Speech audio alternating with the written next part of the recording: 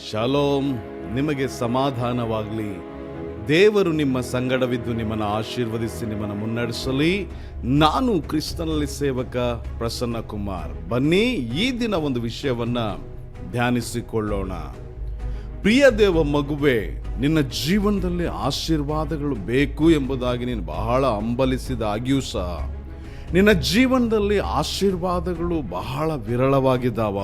ಎಲ್ಲರಿಗೂ ಆಶೀರ್ವಾದಗಳು ಸಿಗ್ತವೆ, ನನ್ಗೆ ಯಾಕೆ ಆಶೀರ್ವಾದ ಆಗ್ತಾ ಇಲ್ಲ ಎಂಬುದಾಗಿ ನೀನು ಬಹಳ ಕಳವಳಕ್ಕೆ ಒಳಗಾಗಿದ್ದೀಯ. ಯಾಕಂತ ಹೇಳಿದ್ರೆ ನಮ್ಮ ಜೀವನದಲ್ಲಿ ಆಶೀರ್ವಾದ ಅನ್ನೋದು ಬಹಳ ಪ್ರಾಮುಖ್ಯ. ನಮ್ಮ ಜೀವನದಲ್ಲಿ ದೇವರ ಆಶೀರ್ವಾದ ಅನ್ನೋದು ಬಹಳ ಪ್ರಾಮುಖ್ಯ. ನಾ ಹೇಳೋದು ಮತ್ತೆ ರಿಪೀಟ್ ಮಾಡ್ತೇನೆ, ದೇವರ ಆಶೀರ್ವಾದ ಅನ್ನೋದು ಬಹಳ ಪ್ರಾಮುಖ್ಯ. ಆ ಆಶೀರ್ವಾದಗಳು ನಮ್ಮ ಜೀವನದಲ್ಲಿ ಇಲ್ಲದೆ ಹೋದಾಗ ನಾವು ಬಹಳಷ್ಟು ಸಾರಿ ಅಂದ್ಕೊಳ್ತೇವೆ, ಯಾಕೆ ನನ್ನ ಜೀವನದಲ್ಲಿ ಆಶೀರ್ವಾದಗಳು ಇಲ್ಲ ಎಂಬುದಾಗಿ. ನೀವು ಯಾವತ್ತಾದ್ರೂ ಅಂದ್ಕೊಂಡಿದ್ದೀರಾ ಏನ್ ಕಾರಣ ಇರಬಹುದು, ಯಾಕೆ ನನ್ನ ಜೀವನದಲ್ಲಿ ದೇವರ ಆಶೀರ್ವಾದ ಇಲ್ಲ ಎಂಬುದಾಗಿ ಎಂದಾದ್ರೂ ನೀವು ಆಲೋಚಿಸಿದ್ದೀರಾ? ನೋಡಿ, ಇಂದು ನಿಮ್ಮ ಆಶೀರ್ವಾದದ ರಹಸ್ಯವನ್ನ ನಿಮ್ಮ ಮಧ್ಯದಲ್ಲಿ ನಾನು ಮಾತಾಡ್ಲಿಕ್ಕಿದ್ದೇನೆ. ನಿಮ್ಮ ಆಶೀರ್ವಾದದ ರಹಸ್ಯವನ್ನ ನಾನು ನಿಮ್ಮ ಮಧ್ಯದಲ್ಲಿ ಮಾತಾಡ್ಲಿಕ್ಕಿದ್ದೇನೆ. ಆಶೀರ್ವಾದ ಅಂದ್ರೆ ಏನೆಂಬುದನ್ನು ನೋಡುವ. ಕನ್ನಡದಲ್ಲಿ ಆಶೀರ್ವಾದ ಅನ್ನುವಂಥ ಎರಡು ಪದಗಳು. ಆಶೀರ್ ಅಂದ್ರೆ ಒಳ್ಳೇದಾಗ್ಲಿ, ವಾದ ಅಂದ್ರೆ ಮಾತು. ಅಂದ್ರೆ ಆಶೀರ್ವಾದ ಅಂದ್ರೆ ಒಳ್ಳೇದಾಗಲಿ ಅನ್ನುವಂಥ ಮಾತು ಅಂತ ಅರ್ಥ ಆಗ್ತದೆ. ನಾವು ಹಾಗೆ ಇಬ್ರಿಯ ಭಾಷೆಗೆ ಹೋಗೋದಾದ್ರೆ ಟು ನೀಲ್ ಎಂಬುದಾಗಿ, ಅಂದ್ರೆ ಮೊಣಕಾಲೂರು ಎಂಬುದಾಗಿ. ಓಕೆ, ಜಾಗ್ರತೆ ಕೇಳಿಸ್ಕೊಳ್ಳಿ. ಬೈಬಲ್ ಅಲ್ಲಿ ಆಶೀರ್ವಾದ ಅನ್ನುವಂಥ ಪದ ಎಲ್ಲೆಲ್ಲಿ ಮಾತಾಡಲ್ಪಟ್ಟಿದೆಯೋ ಆ ಪದ ಉಪಯೋಗಿಸಲ್ಪಟ್ಟ ತರುವಾಯ ಏನೋ ಒಂದು ಕೊಡಲ್ಪಟ್ಟಿದೆ. ಕೇಳಿಸ್ಕೊಡ್ರಿ, ಜಾಗ್ರತೆ ಕೇಳಿಸ್ಕೊಳ್ರಿ. ಬೈಬಲ್ ಅಲ್ಲಿ ಎಲ್ಲೆಲ್ಲಿ ಆಶೀರ್ವಾದ ಅನ್ನುವಂಥ ಪದ ಮಾತಾಡಲ್ಪಟ್ಟಿದೆಯೋ ಆ ಪದ ಉಪಯೋಗಿಸಲ್ಪಟ್ಟ ಸ್ಥಳದಲ್ಲಿ ಏನೋ ಒಂದು ಕೊಡಲ್ಪಟ್ಟಿದೆ. ಅಂದ್ರೆ ಆಶೀರ್ವಾದ ಅನ್ನುವಂಥದ್ದು ಕೊಡುವುದಾಗಿರ್ತದೆ. ಆಶೀರ್ವಾದ ಅನ್ನೋದು ಕೊಡೋದಾಗಿರ್ತದೆ. ಈಗ ಏನ್ ಕೊಡೋದಾಗಿರ್ತದೆ? ಕೊಡೋದು ಅಂದ್ರೆ ಏನು ಆಶೀರ್ವಾದ? ನೋಡ್ರಿ, ಜಾಗ್ರತೆ ಕೇಳಿಸ್ಕೊಳ್ರಿ. ಆಶೀರ್ವಾದ ಅನ್ನುವಾಗ ಕೊಡೋದಾಗಿರ್ತದೆ. ಅಂದ್ರೆ ನಮ್ಮ ಸುತ್ತಮುತ್ತಿರುವಂಥ ಸಂಗತಿಗಳು, ನಮ್ಗೇನಾದ್ರೂ ಬರುವಂಥ ಸಂಗತಿಗಳು, ನಮ್ಗೇನಾದ್ರೂ ಒಂದು ಒಳ್ಳೇದಾಗೋದಾದ್ರೆ, ನಮಗೆ ಸಂತೋಷ ಬರೋ ಸಂಗತಿಗಳಾಗೋದಾದ್ರೆ, ನಮ್ಮ ಮನೇಲಿ ಒಂದು ಕಾರ್ಯ ಆಗೋದಾದ್ರೆ, ನಮಗೆ ಸ್ವಸ್ಥತೆ ಸಿಗೋದಾದ್ರೆ, ನಮಗೆ ಏನೆಲ್ಲ ಆಗ್ತದೋ ಇದೆಲ್ಲ ಬಂದು ದೇವರ ಆಶೀರ್ವಾದ. ಓಕೆ, ಜಾಗ್ರತೆ ಕೇಳಿಸ್ಕೊಡ್ರಿ, ಜಾಗ್ರತೆ ಕೇಳಿಸ್ಕೊಡ್ರಿ. ನಾನು ಹೇಳುವಂಥದ್ದನ್ನ ಜಾಗ್ರತೆ ಕೇಳಿಸ್ಕೊಡ್ರಿ. ಈ ಲೋಕದ ಯಾವುದೆಲ್ಲ ಸಂಗತಿಗಳು ನಮಗೆ ಬರ್ತವೋ ಅದನ್ನ ನಾವು ಆಶೀರ್ವಾದ ಎಂಬುದಾಗಿ ತಿಳ್ಕೊಳ್ತೇವೆ ನಾವು. ಅಂದ್ರೆ ಅದು ಬರೋದ್ರಿಂದ ಆಶೀರ್ವಾದ ಅಲ್ಲ, ಅದನ್ನ ದೇವರು ಕೊಡೋದ್ರಿಂದ ನಮ್ಗೆ ಆಶೀರ್ವಾದ. ಓಕೆ, ಈಗ ಈ ಲೋಕದ ಎಲ್ಲಾ ಸಂಗತಿಗಳು ನಮ್ಗೆ ಏನೆಲ್ಲ ಬರ್ತಾವಲ್ಲ ಅವೆಲ್ಲ ಆಶೀರ್ವಾದ ಅಂತ ನಾವು ನಂಬಿದ್ದೀವಲ್ಲ, ಆ ಎಲ್ಲ ಸಂಗತಿಗಳು ಹೇಗೆ ಬಂದ್ವು? ಆ ಎಲ್ಲಾ ಸಂಗತಿಗಳು ಹೇಗೆ ಬಂದ್ವು ಅಂತ ನಾವು ತಿಳಿಬೇಕಾದ್ರೆ ನಮ್ಮ ಬೈಬಲ್ ಅನ್ನ ಆದಿಕಾಂಡ 1ನೇ ಅಧ್ಯಾಯಕ್ಕೆ ತಿರುಗಿಸೋಣ್ರಿ. ಆದಿಕಾಂಡ 1ನೇ ಅಧ್ಯಾಯದಲ್ಲಿ ಏನ್ ಹೇಳ್ತದೆ? ದೇವರು ತನ್ನ ಮಾತಿನಿಂದ ಎಲ್ಲವನ್ನೂ ಸೃಷ್ಟಿ ಮಾಡಿದ. ಅಂದ್ರೆ ಇವತ್ತು ನಾವು ನಮಗೆ ಬರುವಂತ, ಅಂದ್ರೆ ನಮಗೆ ಲೋಕದಿಂದ ಸಿಗುವಂತ ಎಲ್ಲವುಗಳನ್ನು ಆಶೀರ್ವಾದ ಅಂತ ನಾವು ಹೇಳ್ತಾ ಇದ್ದೇವಲ್ಲ, ಅಂದ್ಕೊಳ್ತಾ ಇದ್ದೇವಲ್ಲ, ಆ ಎಲ್ಲವುಗಳು ಯಾವುದರಿಂದ ಸೃಷ್ಟಿಸಲ್ಪಟ್ಟವು? ದೇವರ ಬಾಯಿ ಮಾತಿನಿಂದ. ಹಾಗಾದ್ರೆ ನಮ್ಮ ಎಲ್ಲಾ ಆಶೀರ್ವಾದದ ಮೂಲ ಎಲ್ಲಿದೆಯಪ್ಪ ಅಂದ್ರೆ ದೇವರ ಮಾತು ಅಥವಾ ದೇವರ ವಾಕ್ಯ ಆಗಿರ್ತದೆ. ದೇವರ ಮಾತು ಮತ್ತು ದೇವರ ವಾಕ್ಯ ಆಶೀರ್ವಾದದ ಮೂಲ ಆಗಿರುವಾಗ, ಹಾಗಾದ್ರೆ ನನ್ನ ಆಶೀರ್ವಾದದ ರಹಸ್ಯ ಯಾವುದು? ದೇವರ ವಾಕ್ಯ. ಹಾಗಾದ್ರೆ ನಾನು ಏನಾಗಬೇಕು? ನಾನು ದೇವರ ಮಾತಿನ ಹಾಗೆ ಆಗಬೇಕು. ನಾನು ದೇವರ ಮಾತಿನ ಹಾಗೆ ಆಗಬೇಕು. ಏನಿದ್ರ ಅರ್ಥ ಏನು? ಆದಿಕಾಂಡ 1ನೇ ಅಧ್ಯಾಯದಲ್ಲಿ ದೇವರು ಬೆಳಕಾಗಲಿ ಅಂದನು, ಹಾಗೆ ಆಯ್ತು. ದೇವರು ನೀರು ಸಪರೇಟ್ ಆಗಲಿ ಅಂತ ಹೇಳಿದ್ನು, ಹಾಗೆ ಆಯ್ತು. ದೇವರು ಆಕಾಶ ಉಂಟಾಗ್ಲಿ ಅಂತ ಹೇಳಿದ್ನು, ಹಾಗೆ ಆಯ್ತು. ದೇವರು ಆಕಾಶದಲ್ಲಿ ಸೂರ್ಯ ಚಂದ್ರ ನಕ್ಷತ್ರಗಳಾಗಲಿ ಅಂತ ಹೇಳಿದ್ನು, ಹಾಗೆ ಆಯ್ತು. ದೇವರು ಎಲ್ಲ ಮರ ಗಿಡಗಳು ಆಗ್ಲಿ ಅಂತ ಹೇಳಿದ್ನು, ಹಾಗೆ ಆಯ್ತು. ದೇವರು ಸಮುದ್ರ ಬೇರೆ ಭೂಮಿ ಬೇರೆ ಆಗ್ಲಿ ಎಂಬುದಾಗಿ ಹೇಳಿದ್ನು, ಹಾಗೆ ಆಯ್ತು. ದೇವರು ಎಲ್ಲ ಆಕಾಶದ ಪಕ್ಷಿಗಳನ್ನ, ಸಮುದ್ರದ ಜೀವಿಗಳು ಆಗ್ಲಿ ಅಂತ ಹೇಳಿದ್ನು, ಹಾಗೆ ಆಯ್ತು. ದೇವರು ಭೂಮಿಯ ಮಣ್ಣನ್ನು ನೋಡಿ ಭೂಮಿಯಲ್ಲಿರುವಂತ ಎಲ್ಲಾ ಜೀವಜಂತುಗಳು ಆಗ್ಲಿ ಅಂತ ಹೇಳಿದ್ನು, ಹಾಗೆ ಆಯ್ತು. ಅಂದ್ರೆ ದೇವರು ಹೇಳಿದ ತಕ್ಷಣ ಎಲ್ಲ ಆಗ್ಬಿಟ್ರು. ಅಂದ್ರೆ ನಾನು ಹೇಳೋ ಜಾಗ್ರತೆ ಕೇಳಿಸ್ಕೊಡು. ಈ ಲೋಕದಲ್ಲಿ ಏನೆಲ್ಲ ಸಿಗ್ತದೋ ಅದೆಲ್ಲ ಆಶೀರ್ವಾದ. ಆ ಎಲ್ಲ ಆಶೀರ್ವಾದಗಳ ಮೂಲ ಎಲ್ಲಿದೆ? ದೇವರ ವಾಕ್ಯ. ಆ ದೇವರ ವಾಕ್ಯದಿಂದ ಬಂದಂತ ಆಶೀರ್ವಾದಗಳು ಹೇಗಿದ್ವು? ಆ ಸಂಗತಿಗಳು ಹೇಗಿದ್ವು ಅಂದರೆ ಅವೆಲ್ಲ ದೇವರು ಹೇಳಿದಾಗಿದ್ದು. ನಾನು ಹೇಳೋ ಜಾಗ್ರತೆ ಕೇಳಿಸ್ಕೊಳ್ರಿ, ಅವೆಲ್ಲ ದೇವರು ಹೇಳಿದ ಹಾಗಿದ್ದು. ಹಾಗಾದರೆ ಇಂದು ನೀನು ಮತ್ತು ನಾವು ಏನಾಗಬೇಕಪ್ಪ ಅಂತ ಹೇಳಿದ್ರೆ, ದೇವರು ಹೇಳಿದ ಹಾಗೆ ನಾವು ಆಗಬೇಕು.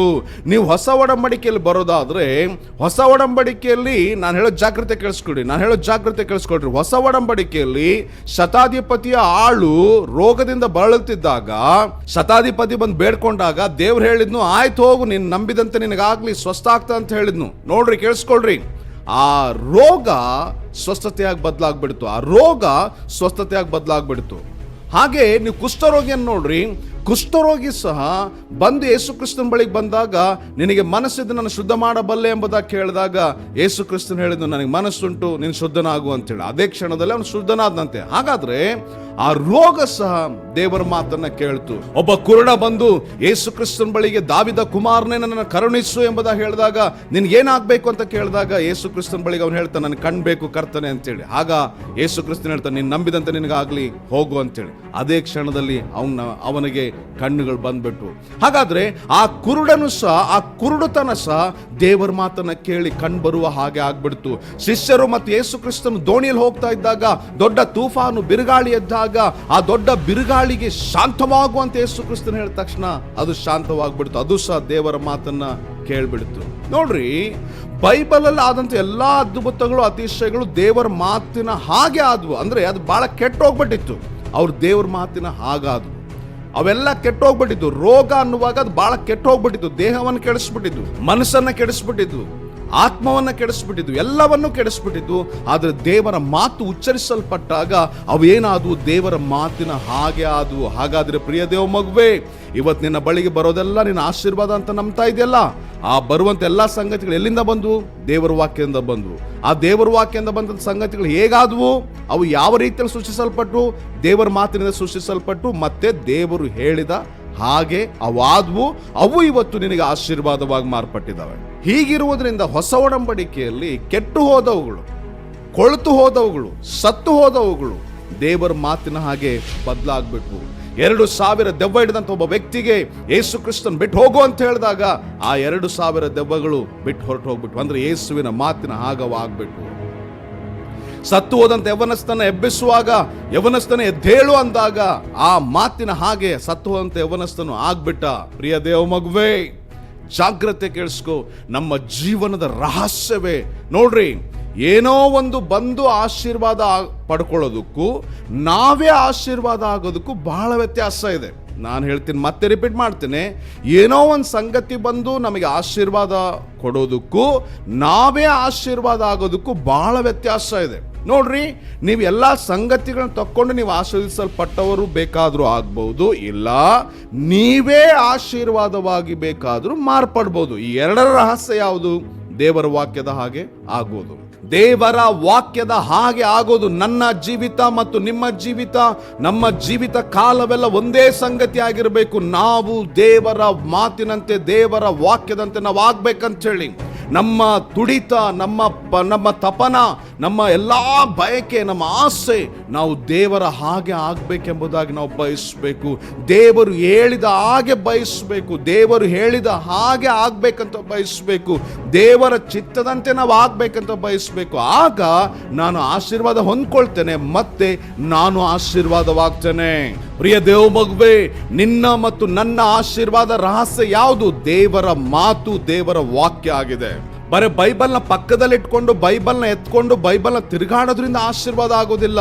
ಆ ವಾಕ್ಯದಂತೆ, ದೇವರ ಮಾತಿನಂತೆ ನಮ್ಮ ಜೀವಿತ ಬದಲಾಗಬೇಕು. ಪ್ರಿಯ ದೇವ ಮಗುವೆ, ಅಂದು 6 ದಿನದಲ್ಲಿ ನುಡಿಯಲ್ಪಟ್ಟಂತ ಮಾತಿನಿಂದ ಇಷ್ಟು ದೊಡ್ಡ ಲೋಕ ಸೃಷ್ಟಿಯಾಗಿ, ಈ ಲೋಕ ಮೊದಲ ಮಾನವನಿಂದ ಹಿಡಿದು ಕಡೆಯ ಮನುಷ್ಯ ಯಾರು ಹುಟ್ಲಿಕ್ಕಿದ್ದಾನೋ ಅವರೆಲ್ಲರಿಗೂ ಅದು ಆಶೀರ್ವಾದವಾಗಿ ಮಾರ್ಪಟ್ಟಿದೆ. ಅವರೆಲ್ಲರ ಅಗತ್ಯತೆಗಳನ್ನ ತೀರಿಸ್ತಾ ಇದೆ. ಬರೀ 6 ದಿನದಲ್ಲಿ ಮಾತಾಡಲ್ಪಟ್ಟಂತ ಮಾತು, 6 ದಿನದಲ್ಲಿ ಮಾತಾಡಲ್ಪಟ್ಟಂತ ಮಾತು ಮೊದಲ ಮಾನವನಿಂದ ಹಿಡಿದು ಕಡೆ ಮಾನವನ ತನಕ ಪ್ರತಿಯೊಬ್ಬರಿಗೂ ಆಶೀರ್ವಾದವಾಗಿ ಪ್ರತಿಯೊಬ್ಬರ ಅಗತ್ಯತೆಗಳನ್ನ ತೀರಿಸ್ತಾ ಇದೆ. ಹಾಗಾದ್ರೆ ಇವತ್ತು ನಾವು ಎಷ್ಟು ವರ್ಷದಿಂದ ದೇವರ ವಾಕ್ಯ ಕೇಳಿಸ್ಕೊಂಡಿದ್ವಿ? ನಾವು ಬರೀ 1 ದಿನ ಅಲ್ಲ, 2 ದಿನ ಅಲ್ಲ, ವಾರ ಅಲ್ಲ, ನಾವು ವರ್ಷಾನುಗಟ್ಲೆ ನಾವು ವರ್ಷಾನಗಟ್ಲೆ ವಾಕ್ಯ ಕೇಳಿಸ್ಕೊಂಡಿದ್ದೀವಿ. ಹಾಗಾದ್ರೆ ನಾವು ಈ ಸೃಷ್ಟಿ ಹೇಗೆ ಆಶೀರ್ವದಿಸಲ್ಪಟ್ಟಿದೆಯೋ, ಆಶೀರ್ವಾದವಾಗಿದೆಯೋ, ಹಾಗೆ ನಾವು ಆಶೀರ್ವಾದವಾಗಿದ್ದೇವಾ? ಯಾಕೆ ನಾವು ಆಶೀರ್ವಾದ ಆಗಿಲ್ಲ ಅಂದ್ರೆ, ಸೃಷ್ಟಿ ದೇವರ ಮಾತಿನ ಹಾಗೆ ಬದಲಾಯಿತು, ಅದಕ್ಕೆ ಅದು ಆಶೀರ್ವಾದವಾಗಿದೆ. ನಾವ್ಯಾಕೆ ಆಶೀರ್ವಾದವಾಗಿಲ್ಲ? ನಾವು ದೇವರ ಮಾತಿನ ಹಾಗೆ ನಾವು ಬದಲಾಗ್ಲಿಲ್ಲ. ಪ್ರಿಯ ದೇವ ಮಗುವೇ, ಎಷ್ಟು ದಿನ ನಾವು ವಾಕ್ಯಗಳನ್ನು ಕೇಳಿಸ್ಕೊಂಡಿದ್ದೇವೆ, ಎಷ್ಟು ದಿನ ವಾಕ್ಯವನ್ನು ಕೇಳಿಸ್ಕೊಂಡಿದ್ದೇವೆ. ನನ್ನ ವಿಶ್ವಾಸಿಯ ಜೀವಿತದಲ್ಲಿ, ಅಂದ್ರೆ ನಾನು ಯೇಸು ಕ್ರಿಸ್ತನ ನಂಬಿದ ಹೊಸದಲ್ಲಿ ಯಾರಾದರೂ ಒಬ್ರು ಸಂದೇಶವನ್ನು ಕೊಟ್ರೆ ಹೋಗಿ ದೇವರ ಸನ್ನಿಧಿಯಲ್ಲಿ ಗಂಟೆ ಗಂಟೆ ಅಳ್ತಾ ಇದ್ದೆ. ನಾನು ದೇವರ ಮುಂದೆ ಗಂಟೆ ಗಂಟೆ ಅಳ್ತಾ ಇದ್ದೆ. ವಾರಗಟ್ಟಲೆ ಉಪವಾಸ ಆಗ್ತಾ ಇದ್ವಿ. ದೇವರೇ, ದೇವರ ಸೇವಕು ನಿನ್ನ ವಾಕ್ಯವನ್ನು ಹೀಗೆ ಹೇಳಿದ್ದಾರೆ, ನೀನು ಹೀಗೆ ಮಾಡ್ತೀಯ ಅಂತ ಹೇಳಿದ್ದಾರೆ, ನೀನು ಹೀಗೆ ನಮ್ಮ ನಡೆಸ್ತೀಯ ಅಂತ ಹೇಳಿದ್ದಾರೆ, ನೀನು ಇಂಥ ದೇವರು ಅಂತ ಹೇಳಿದ್ದಾರೆ. ನಾವು ಹಾಗೆ ಆಗ್ಬೇಕು ದೇವ್ರೆ, ನಾವು ಹಾಗೆ ಆಗುವಂತೆ ನಮ್ಮ ನಡೆಸು ಅಂತೇಳಿ ದೇವರ ಮುಂದೆ ಹಗಲು ರಾತ್ರಿ ಕಣ್ಣೀರಿಟ್ಟು ನಾವು ಪ್ರಾರ್ಥಿಸ್ತಾ ಇದ್ವಿ. ಅವತ್ತು ನಾವು ಗಂಟೆ ಗಂಟೆ ಪ್ರಾರ್ಥಿಸ್ತಾ ಇದ್ವಿ. ದಿನಕ್ಕೆ 8 ತಾಸುಗಟ್ಟಲೆ ಪ್ರಾರ್ಥಿಸ್ತಾ ಇದ್ವಿ. ಇವತ್ತು ನಮಗೆ 8 ಸೆಕೆಂಡ್ ಸಹ ಪ್ರಾರ್ಥನೆ ಮಾಡಲಿಕ್ಕೆ ನಮಗೆ ಸಮಯ ಇಲ್ಲ. ಇವತ್ತು 8 ತಾಸು ಬೇಡ, 8 ಸೆಕೆಂಡ್ ನಮಗೆ ಪ್ರಾರ್ಥನೆ ಮಾಡಲಿಕ್ಕೆ ಇವತ್ತು ಸಮಯ ಇಲ್ಲ. ಯಾಕಂದ್ರೆ ನಮಗೆಲ್ಲ ಹಾಗೆ ಆಗ್ಬಿಡ್ಬೇಕು. ಪ್ರಿಯ ದೇವ ಮಗುವೆ, ನೀನಿವತ್ತು ಆಶೀರ್ವದಿಸಲ್ಪಡ್ಬೇಕಾ? ನೀನು ಆಶೀರ್ವಾದವಾಗಿ ಮಾರ್ಪಡ್ಬೇಕಾ? ಹಾಗಾದ್ರೆ ದೇವರ ವಾಕ್ಯದ ಕಡೆ ತಿರುಗು, ದೇವರ ವಾಕ್ಯದ ಕಡೆ ಮರಳು, ದೇವರ ವಾಕ್ಯವನ್ನ ಹಿಡ್ಕೋ, ದೇವರ ವಾಕ್ಯದ ಪ್ರಕಾರ ಜೀವಿಸು. ನೀನು ಲೋಕದಲ್ಲಿ ಮಹಿಮೆಯಾಗಿ ಜೀವಿಸ್ತಾ ಹೋದ್ರೆ ದೇವರು ತನ್ನ ಮಹಿಮೆ ನಿನಗೆ ಕೊಟ್ಟು ತನ್ನ ಮಹಿಮೆಯ ಸಾಕ್ಷಿಯನ್ನಾಗಿಡ್ತಾನೆ. ಇದನ್ನ ಮಾತ್ರ ನೀನು ಮರಿಲೇಬೇಡ. ಧೈರ್ಯದಿಂದಿರು, ಹೆಮ್ಮೆಯಿಂದಿರು. ನೀನೊಬ್ಬ ಕ್ರಿಸ್ತನ ಹಿಂಬಾಲಕನಾದ ಕ್ರೈಸ್ತನೆಂದು. ಆಮೇನ್.